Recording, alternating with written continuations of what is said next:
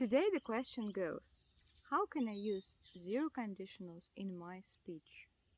So the short answer is, you put present simple in one clause, present simple in the other clause, and here it goes. You've got a zero conditional.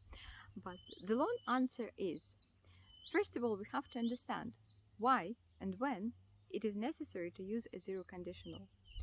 If you flick through a grammar book, a very typical one, you would encounter such example as, if you heat water to 100 degrees, it boils. Yes, here we see present simple and present simple, but what do we understand according to this example? We understand something about physics, I think, right? So if one action happens, the other action happens. At least we understand that there is automatic dependence between two actions. This is zero conditional. So why it is called zero? Because actually there is no condition at all. Yeah, so this is how physics works. Another example like this would be, if you click submit, it starts to install. Right, if we talk about machines, clicking some buttons and pressing some buttons will eventually lead to some action, right? And here it's better to use zero conditional because it is kind of natural consequences of events, we can put it like this. If you want to become a cosmonaut, you should have perfect health. It's also an example of zero conditional, but here we use the modal verb should, kind of a piece of advice.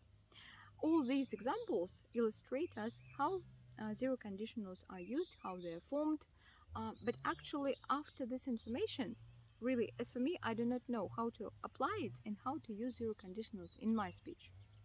But I've got a formula to share with you. It will help you to include zero conditionals and to vary your grammar. So, when we use a zero conditional, we actually want to say that every time I do something, something else happens. I have prepared 5 examples about myself. All of them are true, so no intrigue, but let's look at grammar. So, if I eat out, I order fish. Zero conditional. So this is how it works about me. Every time I go out, I eat out, I order fish, just because I don't like to cook it myself. The next one, if I go to the cinema, I buy caramel popcorn. Yes, I've got this association, cinema, popcorn, and mostly it is caramel popcorn. Next one, if I call a helpline, I get irritated waiting. Yes, you would probably share this. If I sunbathe, I use SPF cream. The last example, if I go outdoors on a nasty day, it starts raining. The last example is an example of Murphy's Law. So what it means? It means that if I do something, something negative happens, some negative consequence happens as a rule. So it's a kind of a personal thing about me. If I go out without an umbrella, it starts raining and I already know it. I am irritated by it, but still I forget to take an umbrella. But this sentence can be used as the first conditional. The difference will be the following.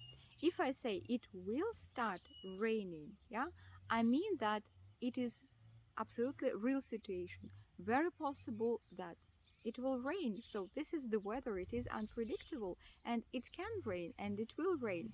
But I do not have this personal relationship somehow with the weather, which I imply using zero conditional. So that's the difference. Bear it in mind that this construction, every time I do something, something else happens, will help you to remember how to use zero conditionals, because actually every zero conditional can be paraphrased like this.